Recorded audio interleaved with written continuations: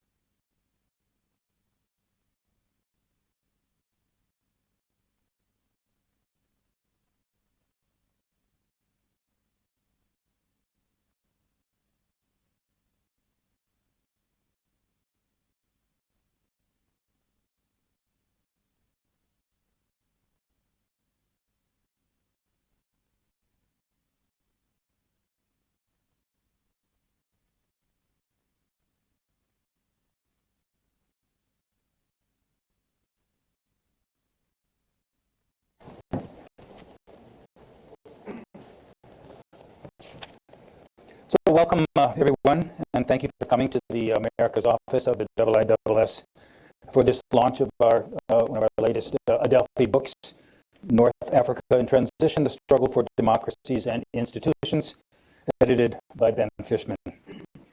I said one of the latest, it's the latest. I'm Mark Fitzpatrick, the Executive Director of the IISS America's office as of December.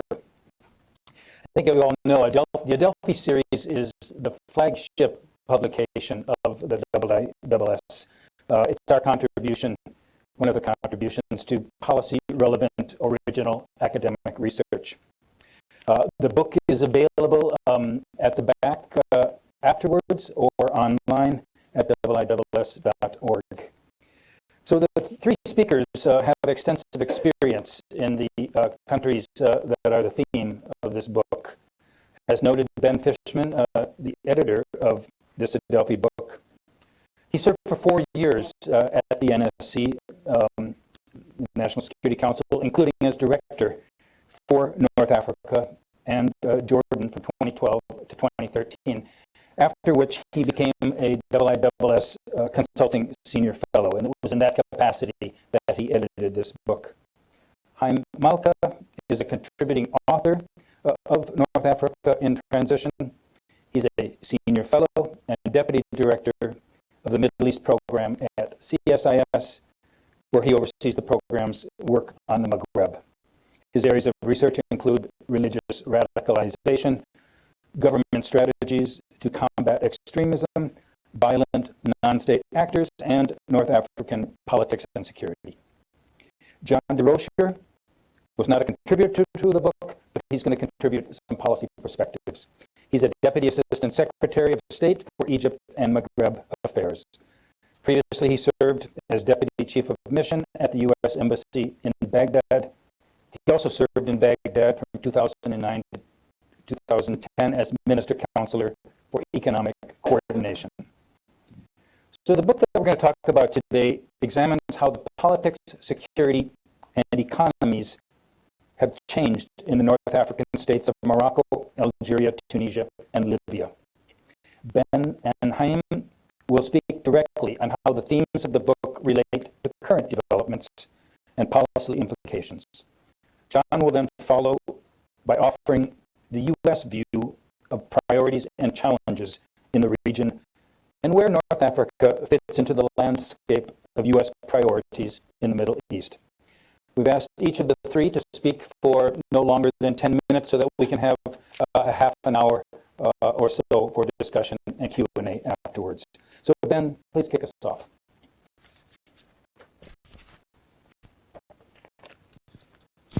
Well, thanks, Mark.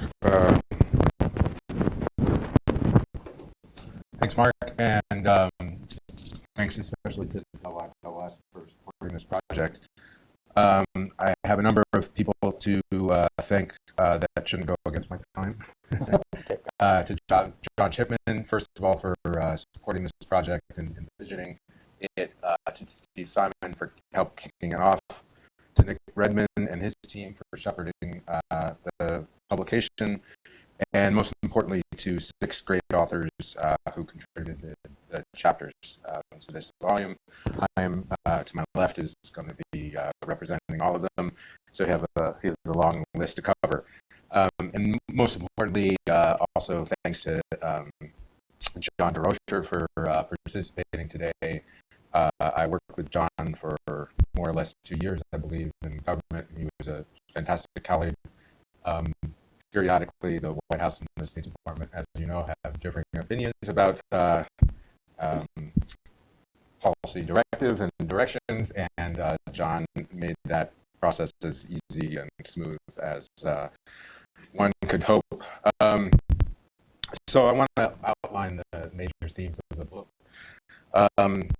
First, we wanted to look at North Africa or the Maghreb, excluding Egypt, to trace the key events since the uprising in 2010, 2011, to identify the key distinctions among the 4 countries that Mark noted. The central premise was to examine what is commonly referred to as the Maghreb, to analyze the key differences about why some of these states survived the so-called Arab Spring and how, and why some did not, looking toward lessons applicable to the broader region. The bulk of the chapters deal with the history of these countries and serve as kind of primers for the region, the countries and their developments from 2011 to 2015. But I'm going to speak about more broader lessons and overviews. Let me focus for a minute on one of the key lessons. What became clear when doing these comparisons was the difference between the institutions of government among the different states. One a monarchy, obviously, one an oligarchy, a weak authoritarian state, and obviously Gaddafi's whatever you define it or call it. The monarchy and oligarchy rebounded. The Ben Ali regime collapsed, but with enough structure to initiate a tense but lasting transition. And Gaddafi's system, built around the structure of one family, left chaos despite the enthusiastic rebellion. This is obviously not the only factor that translated to the different outcomes of the states, but one of the main ones that I focused on in the conclusion. So very briefly, if institutional differences are the key lessons from the post-2011 period, then I believe institution building should be the key lessons going forward. That means gradual but steady reform of key political, economic, and security institutions that will not be dramatic revolutions, but will slowly, the investment of leaders and populations alike, demonstrate change in a positive direction. The last observation is that these changes have to take place on an intra-regional level as well. There's little regular cooperation among these states, certainly not at an economic level, and at a security level, only ad hoc arrangements. Any outside effort to engage the Maghreb should seek to regularize these engagements, perhaps using the Libya crisis as a common ground. And obviously, as John will elaborate later, I assume, we argue substantially that the U.S. needs to invest more time and energy with its European allies on the Maghreb and the region. A few remarks about Libya. Chaim and I have divided, I'll get the Libya portion and he'll take the remainder of the states. I have the luxury of not following currently the day-to-day developments in Libya, negotiations about the governing council and the plus or minus 32 members or the cabinet, etc. I think the UN negotiating deal is certainly a positive development, but obviously has a long way to go. What I do want to do is make a few observations and lessons learned about our past effort to try to build up a transitional government, and how and where we succeeded and how we fell short. First, there's always going to be a balance and tension between seeking Liberian ownership and pressing them forward to do things from an international perspective. That applies equally to the UNSMEL-led negotiations, as well on a political level, as well as future efforts by the international community to initiate security accession assistance, economic assistance, etc. On balance, I think having witnessed the failure of these previous efforts, I think we need to be still sensitive wherever possible to Libyan sensitivities, but overall we need to be more assertive than we were in the past, less deferential to the UN-led process, and more working more closely with our key allies in Europe. In other words, we need to press more aggressively. Two, we need to take more political and security risks in engaging. That means we need to work more closely with the government, get inside the ministries. John may be able to reflect from his Baghdad experiences what worked and what didn't work in Iraq, but we had very, very little interaction with the government in Libya in 2011, 2012, even to 2013. What we did work in certain economic sectors, I think we had limited progress in the security arena. We had much less. So that should be a key condition of our engagement with the interim Libyan authorities. Third, we need better coordination within the international community. I think that has improved under the new UNSCO leadership, as far as I understand. But still, each country has a tendency to want to pursue their own efforts. This is a natural phenomenon that experiences across government, but we need to make a better effort to, among our allies, to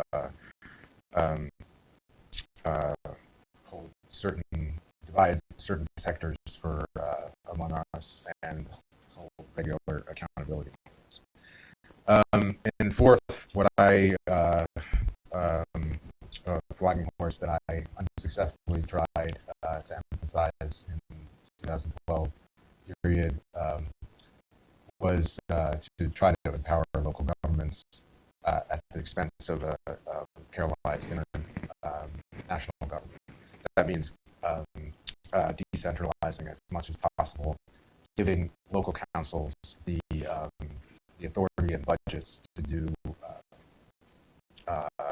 local projects that they themselves identify. I remember I was in Benghazi in 2012, shortly before our tragedy, mission, and met the local council there, and they had a huge range of ideas that they wanted to implement. But the problem was, for a country as rich as Libya, they had no budget authority, and the federal government refused to give them anything. So that's a new line of approach. I think for the most part, these the GNA should devolve as much authority to the local councils as possible, and focus themselves on federal projects like infrastructure, telecoms, etc. Certainly, obviously, with that, I'll turn it over to Chaim. Obviously, happy to answer any questions on the broader book that you should all buy, and it's only, I don't know what we're charging it for here, but it's $8 on the iTunes or we'll sign copies of the Kindle. Go ahead, Chaim. I know you wrote the chapter on Morocco, but you have to represent 5 other authors as well. But you only have 10 minutes. You can't. Okay. I'll make it quick then. Yeah. 3 countries in 10 minutes. But thank you, Mark, and thank you, IISS. I also want to thank Ben, who had the vision to put this project together, and I wholeheartedly agree with you that we need more investment in North Africa and the Maghreb, and to do that, we need greater understanding of the regions and of the region and the trends and events and I think this book helped contribute to a better understanding in Washington. So I applaud you for that. As Ben mentioned, we had a division of labor. He got the short end with Libya, and I get to take Algeria, Morocco, and Tunisia. And Ben asked me not to analyze what happened in the past couple of years, but to look forward. So I thought, well, okay, trying to forecast, predict what's going to happen in the Maghreb in 2016. First thing that came to my mind was it's kind of like predicting the stock market. How's the stock market going to do before the 500-point drop this morning? But there's a lot we don't know, like predicting the market, looking at the Maghreb. There's a lot we don't know. We don't know if President Bouteflika is going to remain in office, if his health will allow him to remain in office. We don't know if there's going to be some sort of a black swan or some kind of a spark in any one of these countries that creates a conflict, an intense conflict between citizens and rulers. But we have some indicators and we have some trends that point to a very volatile year ahead. There will be occasional gains, modest positive movement, but overall it's going to be a rocky year characterized by uncertainty, insecurity, and sharp declines. Now, I'm not going to give you any stock tips right now, but I am going to highlight 4 trends and indicators that I think are important to watch that signal a volatile year ahead in the Maghreb. The first is the continued appeal of radical ideology and jihad in Syria and Libya, which heightens the threat of violent attacks and terrorism in every country of the region. Part of the problem is that the Islamic State, Daesh, and the idea of radical ideology solves and provides answers to a wide range of religious, social, economic, personal problems that drive radicalization in the first place and makes it appealing to young people in the region and makes it very difficult for governments, including our own government, to combat effectively. I don't want to overemphasize the trend of violence of jihadism in the region, but it's there, it's in the background.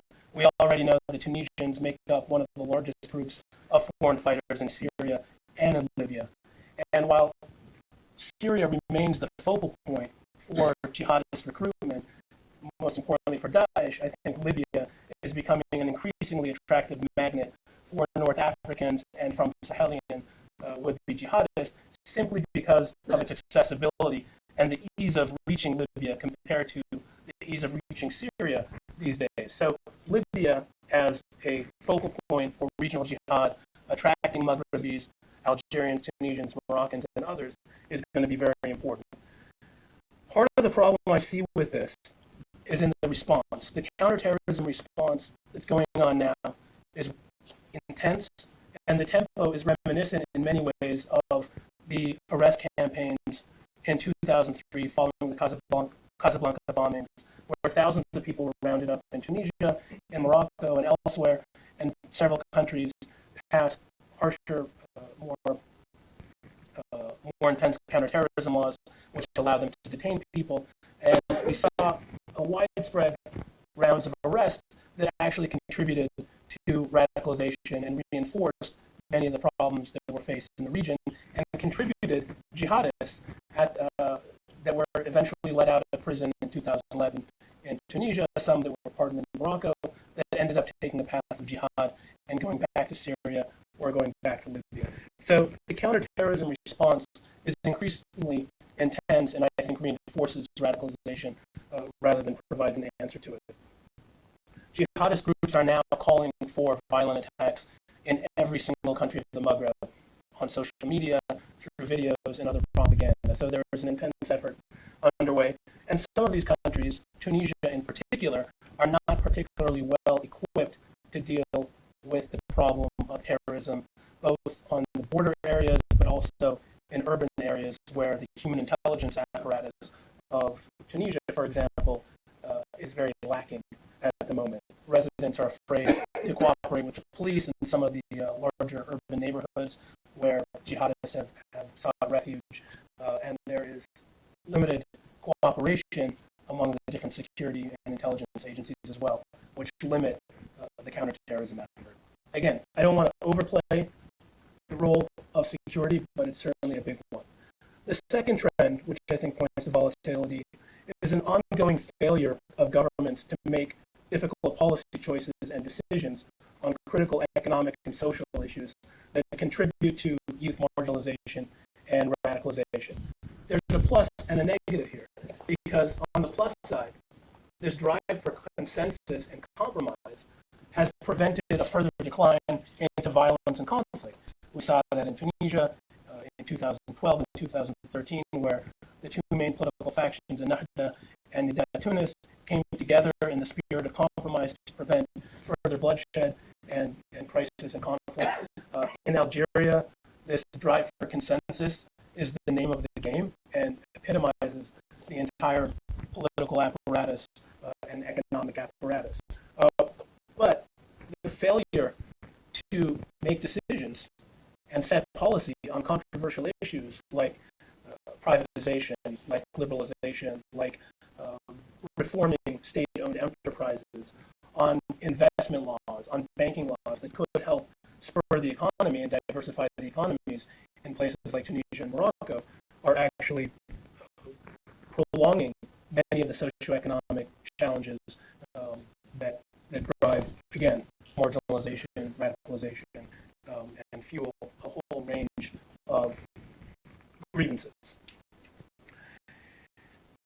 The third indicator is on the economic side. Now, most forecasts from the World Bank are showing modest economic growth in each of the Maghreb countries. I think those forecasts are a little too rosy, in part because the four main contributors to GDP in each of the Maghreb countries is either uncertain throughout 2016 or is clearly declining. The first is tourism, which makes up an important chunk of Tunisia and Morocco's GDP. In Tunisia, roughly 7% last year, in Morocco, roughly 9%. But there has been a steady decline over the last few years in visitors, tourist visitors in each of those countries, primarily driven by security fears. So despite the fact that Morocco, for example, is investing heavily, millions of dollars to boost up their tourism infrastructure, we can expect a decline, most likely, in revenues across the region for 2016. Remittances are another important source of revenue in each of these countries, which is dependent on European economies. So again, uncertainty over European economic growth is going to affect the amount of remittances that are available to the economies in the Maghreb. Gulf support, aid, and investment is another big question mark. In 2011, the GCC states granted Morocco $2.5 billion over 5 years as a generous aid package. Last year, Saudi Arabia announced that they were going to invest $22 billion in Morocco's military defense industry to help it build out a domestic defense industry.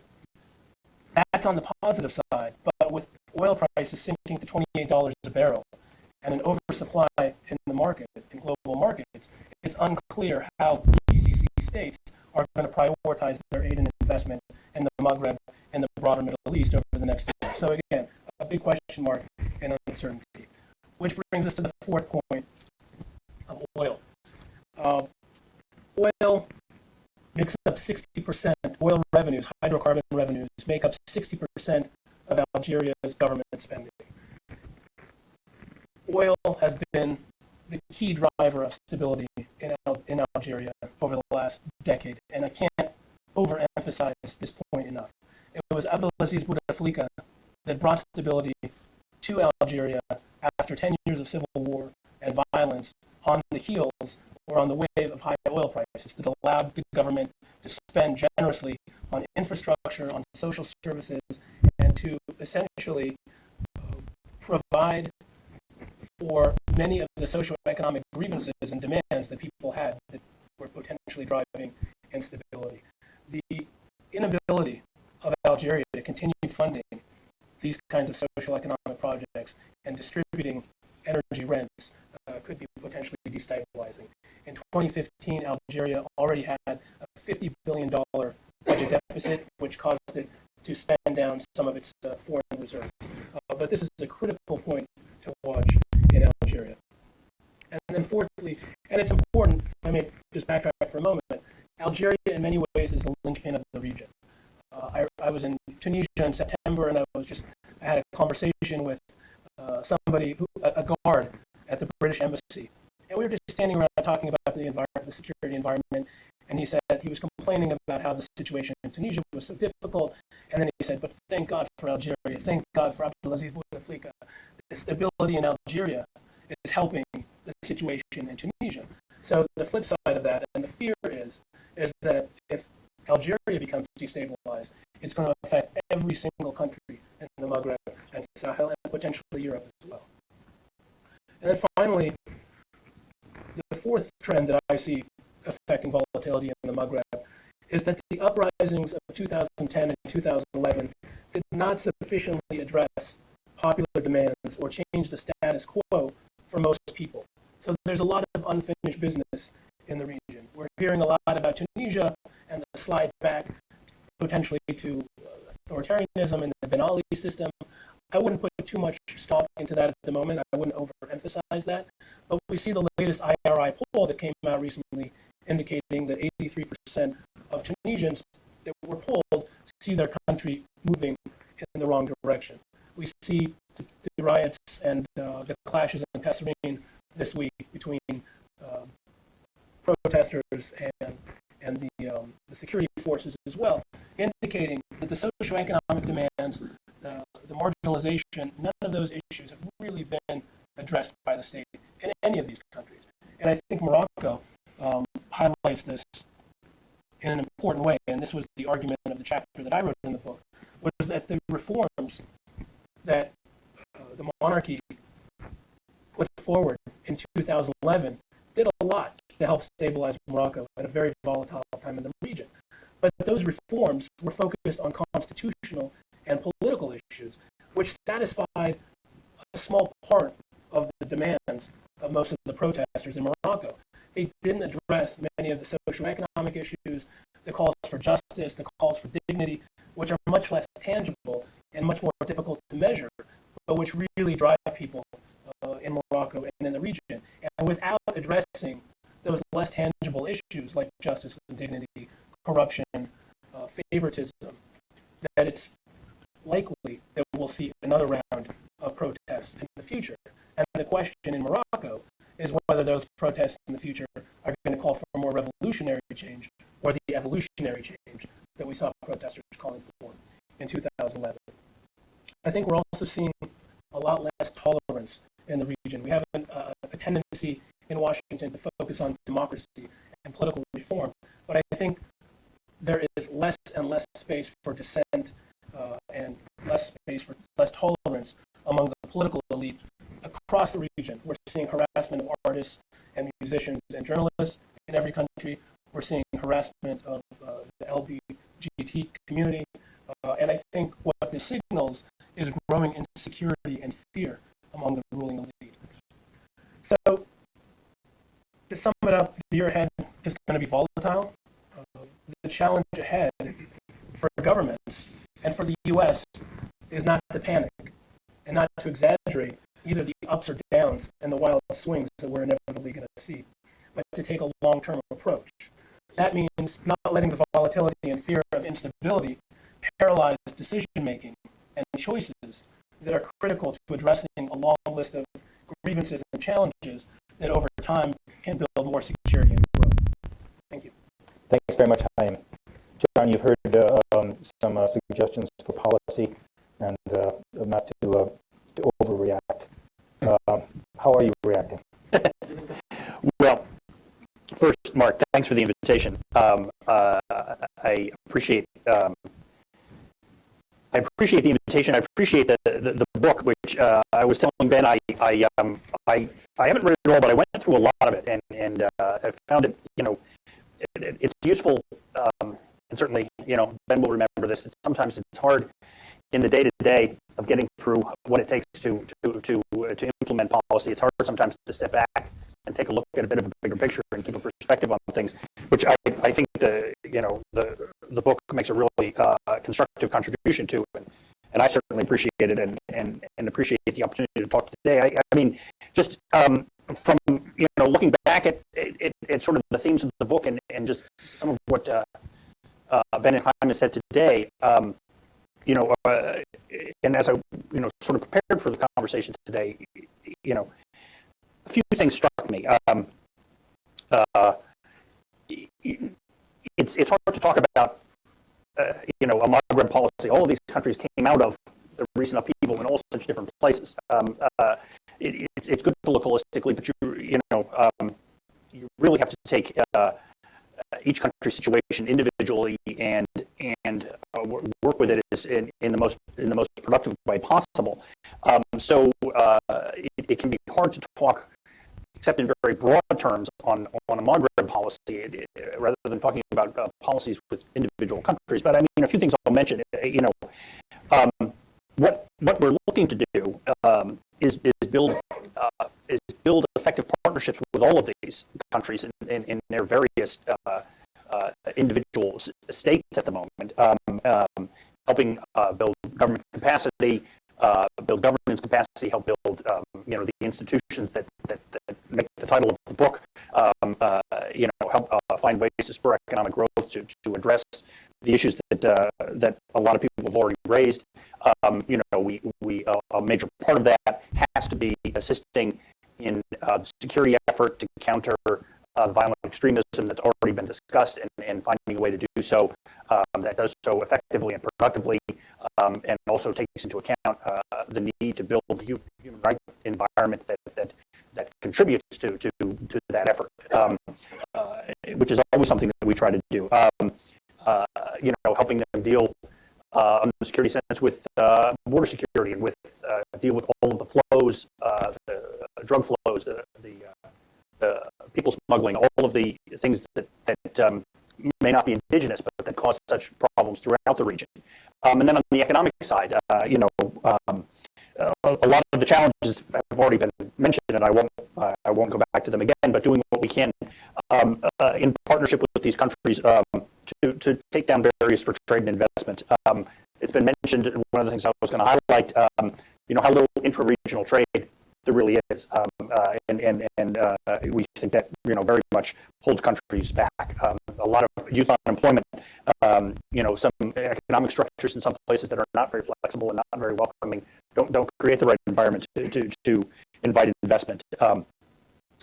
One thing that hasn't been mentioned, but I think that falls in some of the things you mentioned, is how much these countries' economies are tied to their largest trading partner, which is of course in Europe, and how the ups and downs there have such a knock-on effect on what goes on locally. And then I think it's worth saying that key to all of this, and I don't think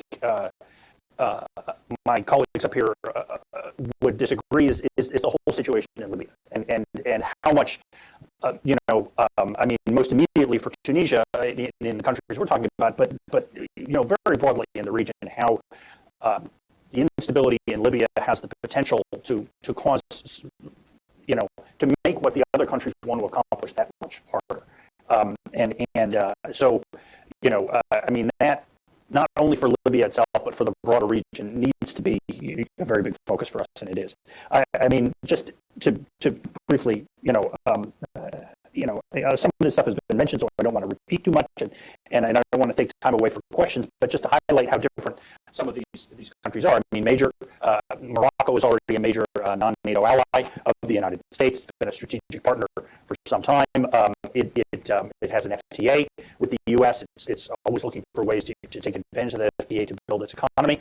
But it still has some of these problems that I mentioned a few minutes ago, that youth unemployment, and the ties to Europe's economy as its major trading partner that it has to address. It's got it has its own concerns with the broader extremism problem in the region. That's definitely true. Algeria is a country that we're looking to build our partnership with. We've found Algeria to be a very useful partner for discussions about Libya and working on the Libya issue, and very ready to talk to us about that. They've worked hard from where they sit on the situation in Mali, which is very useful. They're joining up in things like the the Trans-Saharan Counterterrorism Partnership and Global Counterterrorism Forum and other fora to help move things ahead. We want to engage more with Algeria economically, but reform is needed there as well, and we're always taking advantage of whatever fora we can. We know the Algerians are interested to talk about how we might move forward on the kinds of bureaucratic and regulatory reforms that Algeria can use to really diversify its economy away from the dependence on oil and to create jobs and so on, which we think would be useful. Tunisia, we were talking a little bit before we came out here about the rightful attention that Tunisia is getting these days, and it's rightly been recognized, whether you look at the Nobel Prize or other things for the extraordinary changes that have taken place there. But it is it faces an awful lot of challenges, which we all realize. Again. Some of these things have already been mentioned. I won't belabor it, but internal economic challenges, unmet expectations of the revolution, and so on. But we've had a really productive. We think we have a really productive relationship with the Tunisians. Tunisia recently became a major non-NATO ally. We're working hard with our assistance program to boost assistance where we can, both on the security side and on the economic development side. The Tunisians are trying to tackle some of these reforms that you talked about. They've done the public-private partnership stuff. They've done some bank restructuring. There's still more to do on investment reform and so on. We want to partner with them on that, and are ready to do so. And just one thing to get back to something that Ben said early on in his remarks.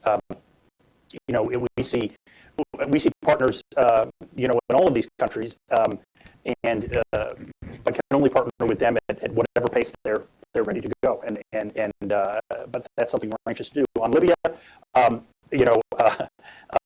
Ben said he had the luxury of sort of not having to follow each step forward and each step back and the vagaries of this process. But we do think that a lot has been accomplished over the past few months in cooperation with the UN and our other partners. Obviously, there's still a lot more to do. This is going to remain a challenge going forward, but we think the trend is going in the right direction, as difficult as things are. Our special envoy for Libya, Jonathan Weiner, is on his way back from conversations with European and other regional partners who share an interest in how we can help Libya recover and stabilize and move forward in a way so that all the aspirations of Libyans are addressed, and so that Libya's neighbors don't have to look so warily across their border. So it's definitely a challenging time. I don't disagree with that. I think that we have to take each of these challenges individually, which is what we're trying to do. And we found in the time I've been doing this now for about a year and a half, we found welcome voices. Some paths move forward more quickly than other paths, but generally I'm feeling fairly positive about the direction of things. And maybe I should. Okay, we got one positive note in there, and that's not a bad place to put a punctuation mark. It also works on Egypt. So. I'll come in a minute here. I just wanted to, Ben, I was struck when you characterized the central theme of this book. You used the phrase, why some of the four survived and others didn't, and that verb survived struck me. When this all started in Indonesia, the Arab Spring, it gave people a sense of hope for the future, and to think that we're talking only about surviving, not benefiting from. I mean, John ended on a bit of a positive note, as he should, being a government official. But can you look forward? In transition, this transition period could go on for some time. At the end of it, will we look back maybe and say not only did some survive but benefited from the changes? Well, certainly, I would agree with the assessment that Tunisia is beyond surviving. I think the particularly the passage unanimously of the Constitution in almost a year ago exactly, was a major step forward, and again, on an institutional front, because that mitigates the risk for significant backsliding. Algeria is, I think, impossible to predict given the political situation and soft coup rumors or the nature of that politics. I think the monarchy in Morocco, for the most part, is going slow and steady and has the least risks of political turmoil. And I told a discussion on Libya the other day that I was the least optimistic of at any point that I remember being, but that may be just a function of my mood at the time. Obviously, there are things that are going in the right direction, but I think for the most part, until we see the government actually back in Tripoli in a very relatively unified government that has some legitimacy on the ground, the steps forward and back maybe one step forward to 3 steps back or something like that, and I'm not willing to make that. Okay, have you signaled you want to say something? All your indicators were negative, so I thought they were positive. I thought I was optimistic. But, I mean, governments survive. That's what they try to do. That's their first ultimate aim, is survival. But I think one of the positive points that did come out, or sort of revelations that came out of the uprisings, is that popular pressure actually works in getting governments to move. Now, they might not always move in the direction that people want them to, but again, part of the argument that I made in the Morocco chapter was that time after time over the last 50 years, popular pressure has been successful in getting the monarchy to shift, to devolve some power, to give some concessions to opposition demands as a tool of survival. And I think we see the same thing in Algeria. We see the same thing in Tunisia now. Libya is not really a state by my definition, so I can't speak to it. But I think that is a positive, that popular pressure can work and can be effective in getting governments to make concessions, and that people are now more willing than ever to speak out against their governments. good. Okay, let's go to the audience. Gentleman in the second row here. And identify yourself. By the way, this is all on the record, being streamed, so be erudite, concise, and witty. I don't know about the latter part. Okay, got you, witty. Joel Starr, I was a former Deputy Assistant Secretary in the Bush administration, and my question is for you, Secretary DeRusher. Professor Stephen Cohen, an expert in Russian studies, recently remarked that the seeds of distrust between the United States, specifically the Obama administrations, were sown in Libya over the UN resolution that called for protecting civilians in a no-fly zone. And then in Professor Cohen's words, Gaddafi was blown out of his SUV, and China and Russia took note, thinking that why should we trust the United States in the future when they don't adhere to previous resolutions? And I was just kind of wondering what your thought was on that.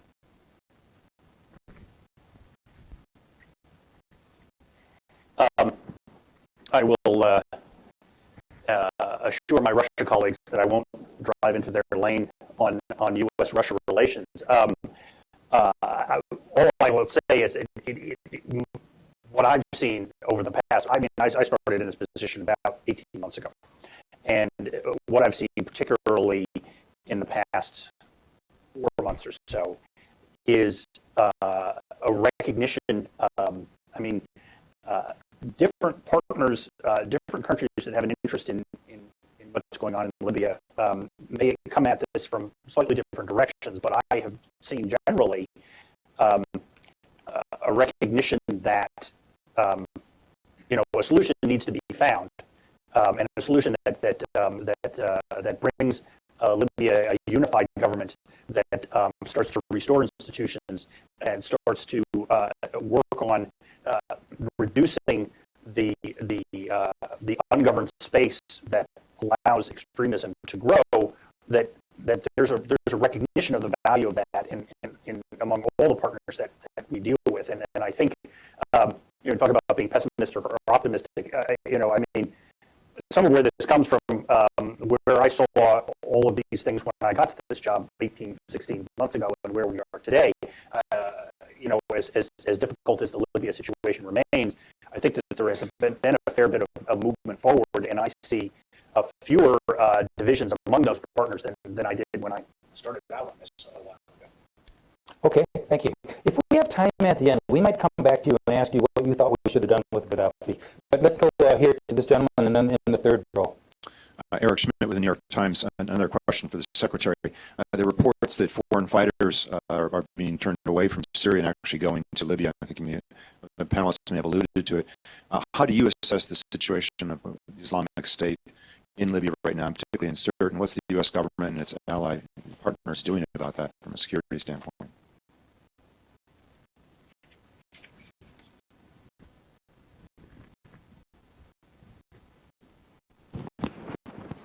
Well, yeah, certainly, we have understandably a concern about the situation involving Daesh in Libya, in Sirte and elsewhere. It's something that we look at very closely.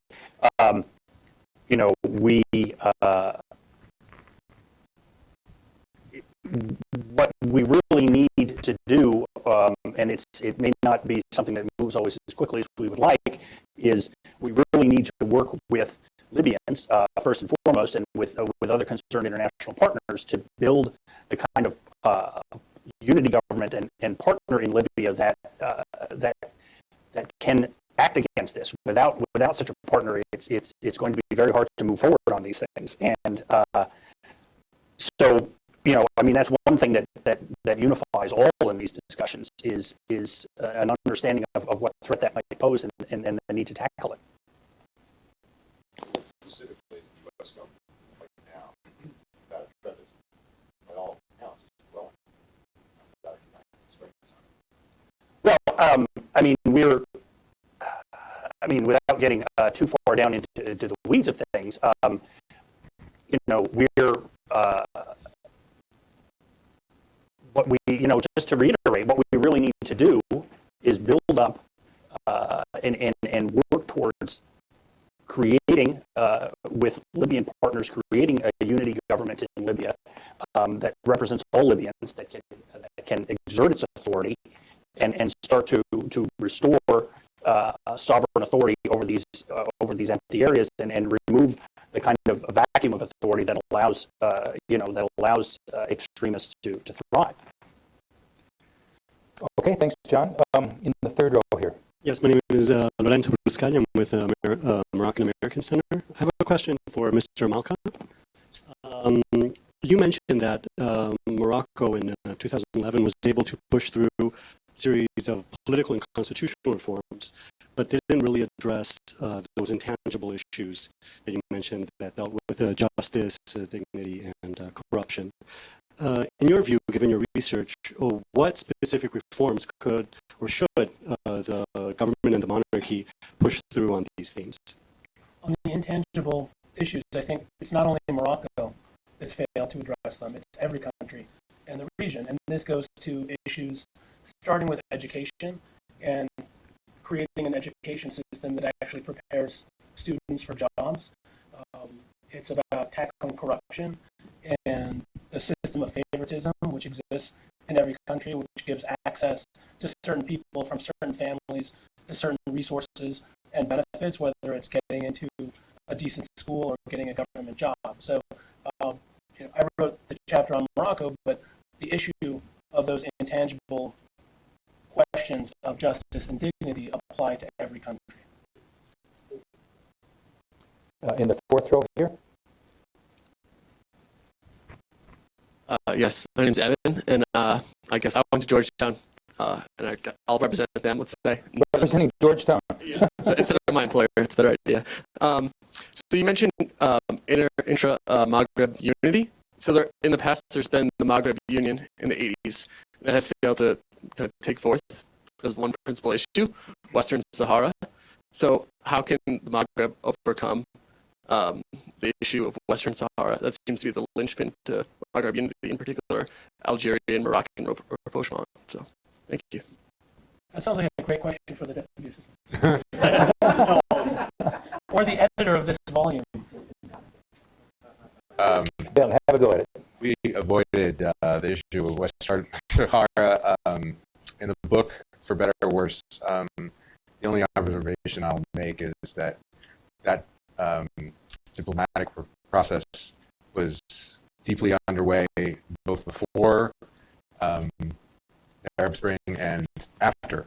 So the argument I made was that issue didn't affect the political turmoil that couldn't be pointed at to affect the political turmoil that resulted in 2010, 2011 in the uprising. As for the Algeria-Morocco impasse, it is a key stumbling block to obviously intra-regional cooperation.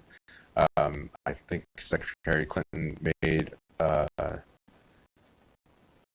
don't know if I would characterize it as a brief effort, but certainly an effort to engage more on the issue after she visited the region. Obviously, that didn't result in much, but I think a commitment, if I can recall from the time, to re-engage with the UN envoy. That hasn't led to any meaningful progress, but I think we have to find other centers of gravity to spur intra-regional cooperation, certainly on the security elements, if not on economics, and maybe around the issue of stability in Libya and ISIS. Thanks, Ben. Did you want to take the invitation? No, that's all right. Okay. In the second to the last row there. Ted Voorhees, Covington and Burlington. No one has mentioned migration, which is a very new and potentially extremely important phenomenon. Would anyone want to hazard a prediction about the impact of developments on migration on the stability of the Maghreb region, in terms of whether the migration will continue, will it be stopped, will it be stifled in some way, will that have an impact? Thanks for asking that question. It was on my list if we didn't get to it. I'll take it. Time, go ahead, please. Sure. It's a great point because we focused on security, we focused on politics, we focused on the economic challenges, but I think migration is another outlet for marginalized and people who have lost hope to make progress and to have a life within their current environment. So some people choose to go to Libya or Syria. Other people take their lives into their own hands and try to cross the Mediterranean Sea, which is equally perilous in many ways because thousands of people have died along the way. What's interesting is that there's been a bump. The peak year for migration over the last 5 years was in 2011, when we saw tens of thousands of Tunisians leaving for obvious reasons. But over the last 6 months, there's been an increase in migration of North Africans to Europe as well. And we've seen a lot in the news recently bilaterally between Germany and Algeria, Germany and Tunisia, because what's happening is migrants from North Africa, from Morocco, Algeria, and Tunisia in particular, are being classified, at least in Germany and potentially in other European countries, as coming from safe countries, which gives them a different status than migrants coming from Syria or Iraq or other war-torn countries, which means the migrants from war-torn countries are getting preferential treatment, whereas Moroccans and Tunisians and Algerians are either being turned away, being detained, and are face deportation by countries like Germany, for example, which are changing their policies on migration. So I think this is going to be a increasingly important issue, and I think it's very much linked to the broader socioeconomic challenges, grievances, and drivers of radicalization that we sort of talked about. So follow-up question, if I may. The attitudes in Germany have shifted radically since the New Year's Eve incidents in Cologne and elsewhere, and a kind of pushback against immigration, at least in the pages of the newspapers. Ben, one of the themes was the need to work with European allies and be less deferential to, UN bodies that try to find more consensus globally or whatever. But do you think that these new attitudes in Germany and elsewhere in Europe will make it harder, or will they be maybe even more inclined then to try to affect change internally in the countries that were the focus of your book? To clarify the UN aspect, it was I know I didn't get that right. just the UNSMIL piece. The UN mission in Libya was given the lead in 2011 to 2012, and that's a personality-based as much as an institutional-based issue, but it's not worth going into the depths. Okay. I think in terms, back to the other migration point that I wanted to make, a tale of Haim, a lot of the migration problems through Libya are attached to sub-Saharan migration patterns that use traditional smuggling routes and take advantage of the Libyan anarchy and smuggling networks there, and that's also given the Europeans an impetus to provide more security, but all that is premised on a unity government, again, in close cooperation with the Libyans, so they can provide, the Europeans can help provide maritime security and border management training and all that stuff. But all that is premised on a unity government in a functioning country or semi-functioning country that can can at least make the requests to assisting countries that don't need the assistance to be rejected by the Libyan people, and that's a very delicate situation. And that to emphasize my point about ownership, Libyan ownership versus outside insistence on making the programs actually start and work. I think we can't wait for the Libyans to ask. We have to lay the program that we're proposing on the table. We and our European friends and allies. And we have to engage with the Libyan population to gain their appeal to the extent possible. On ISIS, we have to be more assertive. I'm not a European expert, so I can't speculate about Germany and German attitudes toward migration or acceptance versus unacceptance. I think the Syria situation has overwhelmed circuits about this much more so than the situation vis-a-vis the Maghreb. I can only I'll defer to John, I think, on how much this is part of our EU dialogue with the Europeans on migration flows. But I for the most part, I think we're increasingly of the same mind. Germany is key to that. Germany, Italy, France, UK, Spain, I think as well, on the approach to Libya and the need to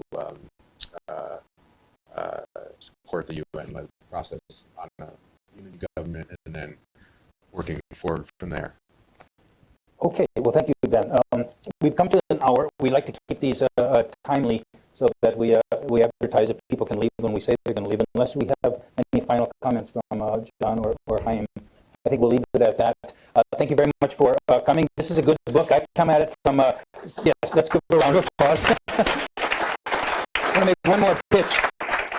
I don't know much about North Africa. I found it a very interesting book.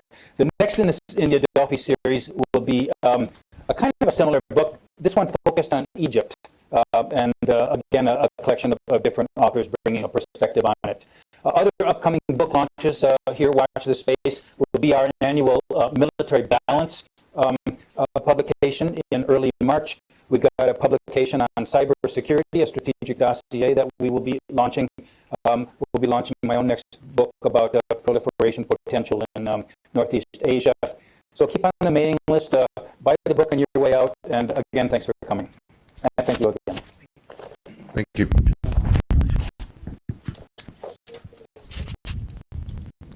Yeah, hi. I'm sorry.